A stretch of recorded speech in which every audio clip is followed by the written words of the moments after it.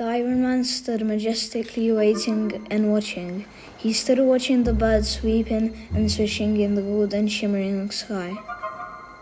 The Iron Man was as colossal as a looming enormous skyscraper.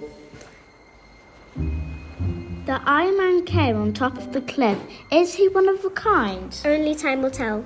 How did he get here? Only time will tell. Is he dangerous? Only time will tell.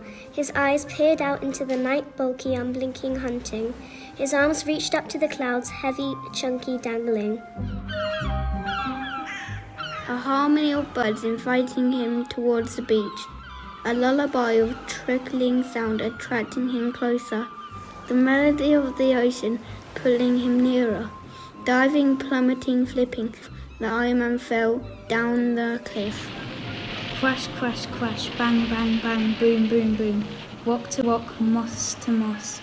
He plunged. Stone to stone, ledge to ledge, sand to sand. He landed. Still empty, frozen. As the Iron Man opened his eyes, he saw the golden sunset across the distance and inviting sound around him. He realized completely, heartbroken, he had shattered into pieces.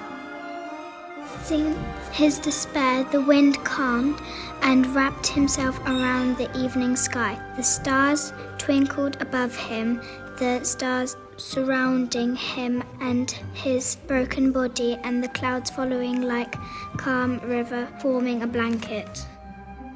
The Iron Man felt isolated, hopeless, and disappointed by what happened.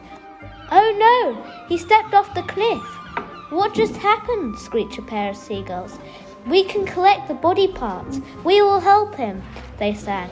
Foot to ankle to leg, screw to hinge, fastened tightly. The Iron Man was put back together. Iron to steel. Finally, he was whole again, striding slowly into the sea. The Iron Man wanted to find out more. He was swept forward by the waves, strong, dark, crashing.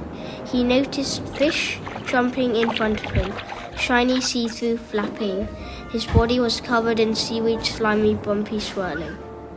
Iron Man thought he was alone, but he wasn't. Someone was watching him.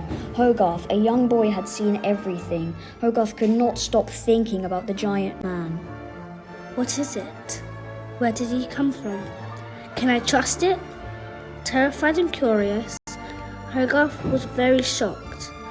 He was almost frozen to the spot with fear. However, he wanted to know more. Hogarth watched curiously but silently.